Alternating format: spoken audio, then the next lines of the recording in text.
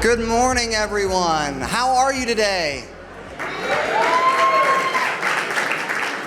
Are you excited to be at the 2022 Northwest Arkansas Tech Summit? Thank you so much for joining us live and in person once again. After 2 years of COVID, we are thrilled to be back together to celebrate the technology that lives and breathes here in Northwest Arkansas. And it's my pleasure today to introduce to you those who are going to be joining us for our opening keynote this morning. We've got Scott Spradley from Tyson Foods with Ify Egbosimba, who are going to be presenting in just a minute. So I encourage you to watch and listen and enjoy what they have to share with us this morning. Thank you. The humble dinosaur nugget. It's probably what comes to mind when you think of Tyson Foods. So you might be surprised to know that this sensory expert is Tyson. That this certified culinologist that's a thing. is Tyson. That this renowned chef is Tyson. And that this lead pepperoni maker who is living the dream is also Tyson. The juicy ribeye at this 5-star restaurant? Tyson. And the farm fresh meat at your local butcher? Wait for it. Tyson. Hey, what are you guys doing? Leading Tyson's water conservation efforts?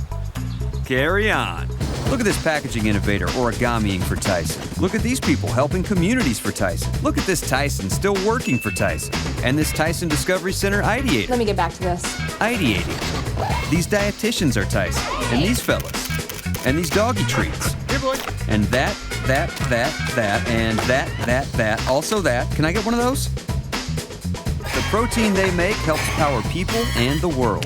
Guess what? They're smart about it too. Biogas. Very eco-friendly of you guys. And by the look of things, they're just getting started.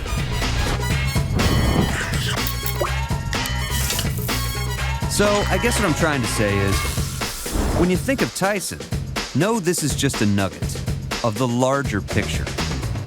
This is Tyson Foods. Good morning, everybody. I see a lot of familiar faces. Just a round of applause if you're here from Tyson. Wow. Awesome. So good to see you guys here this morning. Well, you guys won't need this intro, but for those of you who are not at Tyson Foods, I want to introduce you to Scott Spradley. He's our Chief Technology and Automation Officer over at Tyson Foods. Now, before coming to Tyson, he was the CIO at HP, and Scott really has built a career on being a transformational leader, and today he's going to talk to us about a transformation happening right here in Northwest Arkansas. Let's welcome Scott, everybody. All right, Scott, you know we've got a lot to talk about this morning. 5 years ago, you took on the role as CTO over at Tyson Foods, and shortly after that, you really laid out a vision. You said that Northwest Arkansas could become a technology epicenter. What progress has been made in this 5 years, and what challenges have you run into? Yeah, well, thank you for that. I don't know if I said an epicenter, but I do think that this is a great area, and I think that we have a great culture, and I think there's a lot of investment in technology, so I think it brings a lot of opportunity for us to grow and build more technology, and it's kind of interesting. So I was listening to Chris, and he's talked about the pandemic there and how, we're kind of glad to be off of the pandemic. It's interesting, since I arrived here in 2017, I think there's been 140 plus, maybe 142 new companies that have started in the area when you consider from Bentonville down to Fayetteville. And then but what's interesting is when you look at that, so since the pandemic, I think February of 20 is when most people kind of think about that, only 40 new companies in that era. And so I think a lot of people kind of dialed it back, but it's a great area. There's so much investment, I think, with Walmart building their new tech hub here, building their new campus, and some of the things that we've announced. It's just been fantastic. I think J.B. Hunt, it's interesting when you look at some of the startups. I mean, there's a company called Acre Trader. They're doing some pretty clever things over there, a lot of geospatial data. There's a company called 40 Acres Farming. I mean, there's just new companies that are springing up. Rockfish, all these companies are springing up, and it started to bring a stronger migration of talent to this area. And I think one of the things that we all know, because we live here, is that when people come and visit here, they're very surprised. Because we know when we say, yeah, come over here and visit us in Arkansas, they kind of go, yeah, and you get a little bit of that, right? But then, like my rule always was, if you're going to come and visit, you have to come for 3 days, because I want you to have a whole day to just see this area. And if you just see this area, you won't want to leave this area, and I think that's happened. So it's just a lot of positive energy. I'm really impressed with what has happened. And I'm very proud of what's happened, because we're good people here. We're very smart. We're very innovative. There's a lot of strong collaboration that drives a lot of things that are very, very surprising. It's interesting. We started working with some companies like Palantir. I know they're here somewhere. And I think when they came to our site, A, they were impressed with our building, but then B, they were much more impressed with some of the technology that we were already building. So, like the video said, machine learning, AI, those are things that are blocking and tackling for all of us, but very surprising to people who are not from this area. So. Yeah, absolutely. I've heard that sentiment from a lot of people, folks coming in from the coast, and of course they're like, okay, I'm gonna come to Arkansas and see a bunch of cows. But no, we've got so much to offer here.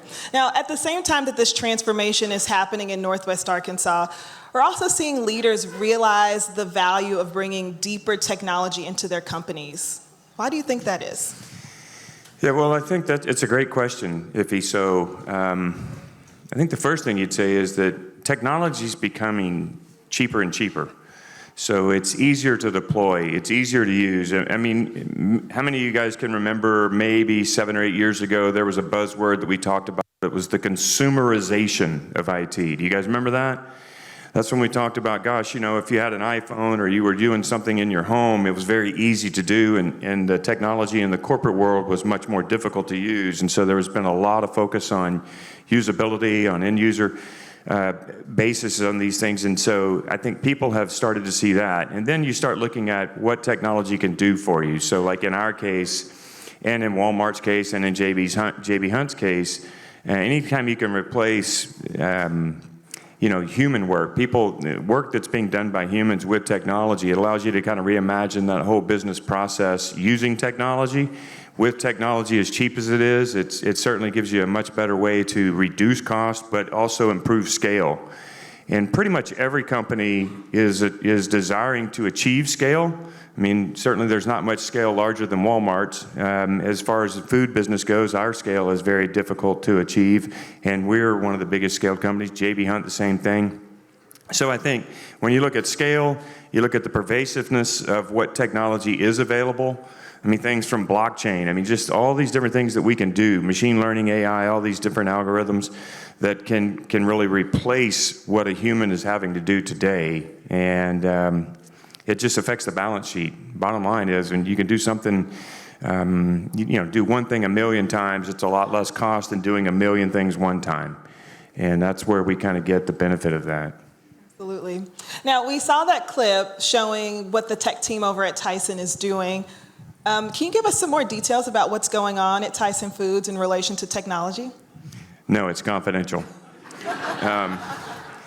No, I'm pretty stoked about what we're doing. I mean, it's all kinds of things. I mean, you can go to the mechanized automation or robotics. I mean, you kind of see some of that there. I see some of our robotics folks are here.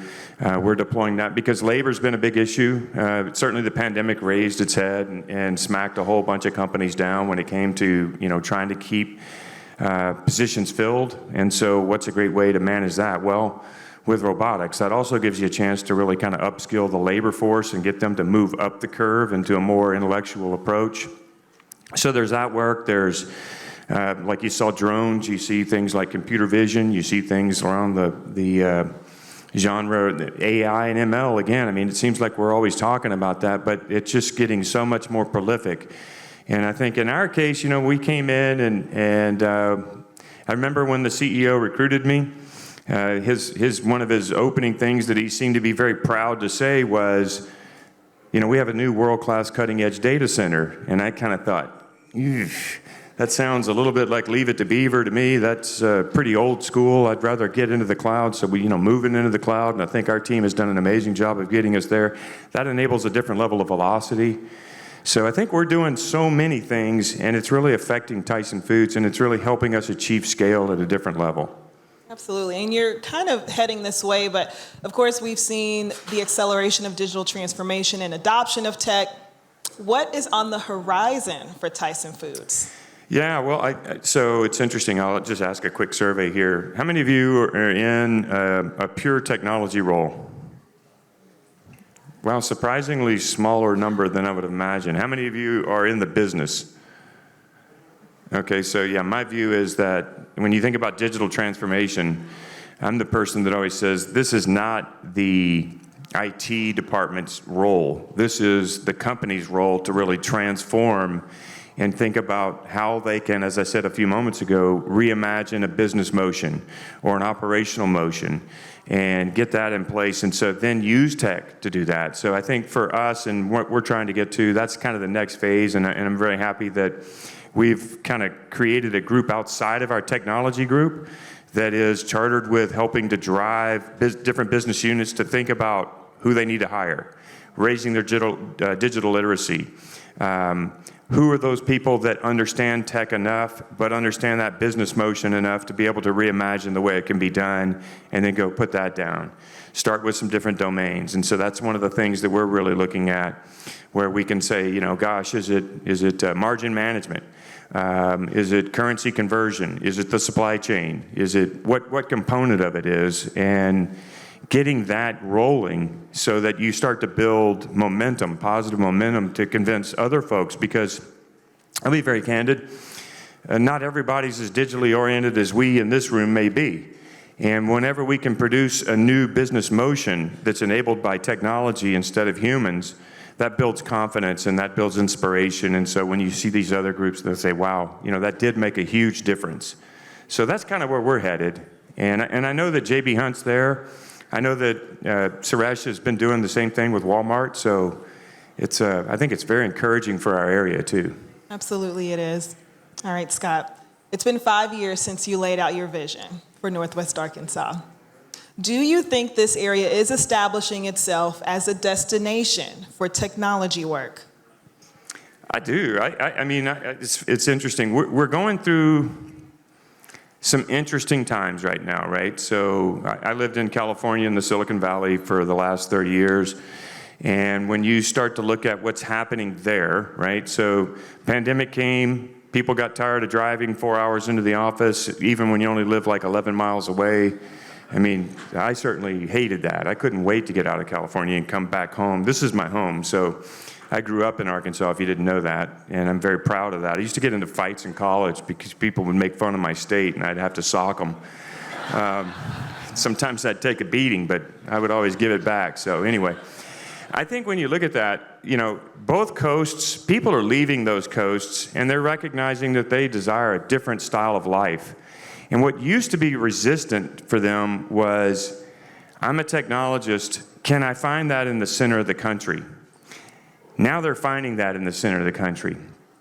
And they're coming and they're visiting where we all live here, where we call our home, and they're finding people that are technically very literate. They're finding people that have technical brilliance. They're finding people who are able to deploy things that are unimaginable to them. And so I say it's an interesting time. So they all stopped going into the office. They moved to places like this. And now a lot of those companies are saying, no, you have to come back into the office. And I tell you what, they're saying, no, I don't want that anymore. I like it here. Some people have become Razorback fans, thank God. But everybody's become addicted to our bike paths, to our trails, to our hiking, to the outdoors that we have here. And then when they find that they have incredible technology that they can work with, and people who are as incredible as we saw in Boston or in Palo Alto, it sends a very, very positive message. So when I say that vision of, I think this could become a tech hub, I believe it can. And I think that we've seen a lot of growth, and I think, you know, there's, I don't know, 1,700 open jobs right now for technology positions in our area. That's fantastic. 5 years ago, I think there might have been 400.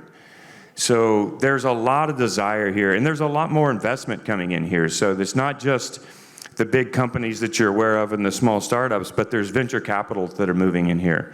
they're starting to look at this and say, I can get that talent there, I can deploy it there, I can probably maintain the continuity of that longer because people really like being here.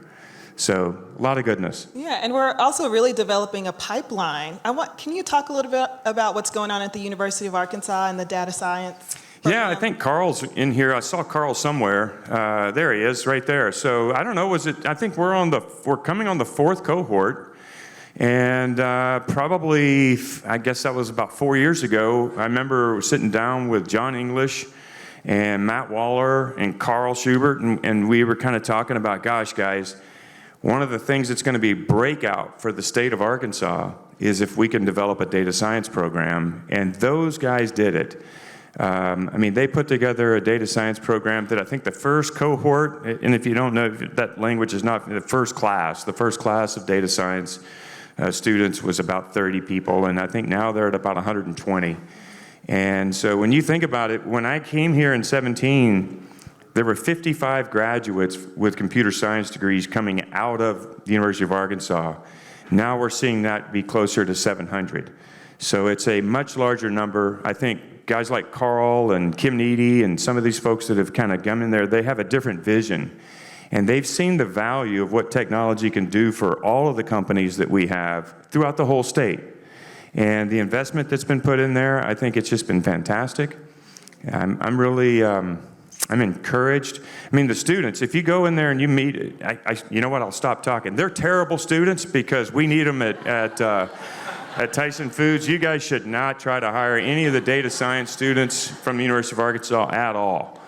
They're horrible. Don't do it. Yeah, not good. No, they're fantastic. There's some right there. I see them. Yeah, I go over there and meet with them, and I'm fortunate to get the chance to do that, and they are absolutely impressive. They are amazing young men and women, and there's nothing that you can say that is going to stop us from trying to put more into that too, because it's growing and growing and growing. Yeah, absolutely. And you also touched on this a bit. Tyson is making an investment in those students. We've got our college grads that come and they intern with us, and they get to work really closely with our leaders, especially in the technology division. I wonder if you can, tell this room a little bit about what we're doing when it comes to that. Well, if you think about just kind of the growth, think about it 5 years ago, you might have some DBAs, you'll have some developers, you're doing more core development, and I think as you've kind of year over year, you're seeing people that are talking about Kubernetes containers, they're building CI/CD pipeline strategies and pipeline tools. They're deploying AI, they're doing RPA. The growth is fantastic.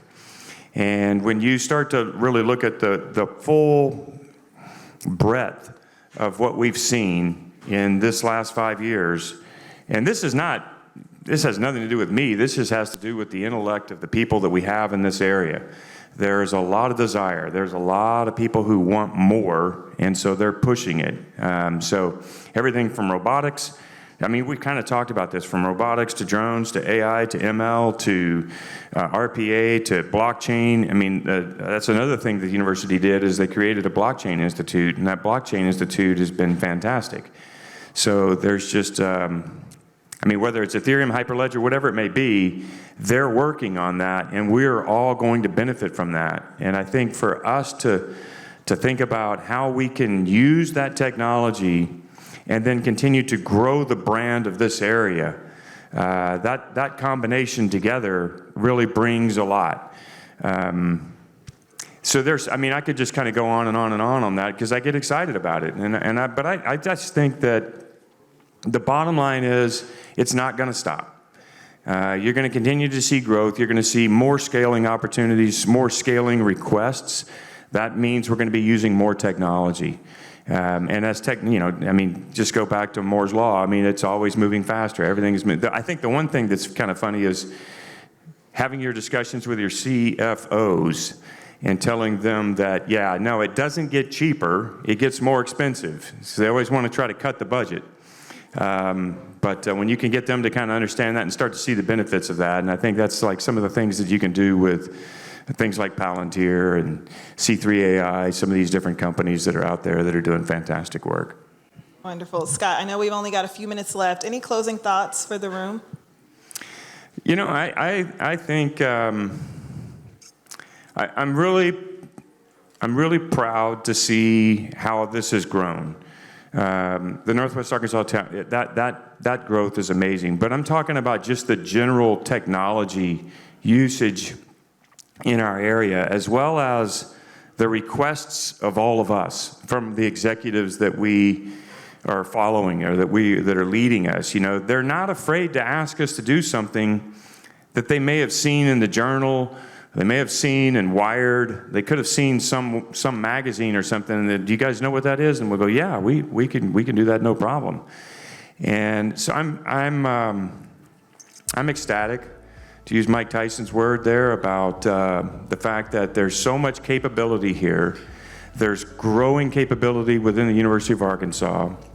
And then the growth of the private sector here has really kind of created this perfect storm, Ify. So I think we'll just continue to grow, and I think we'll continue to deliver more and more capability. Scott Spradley, everybody. Thank you. Enjoy this week.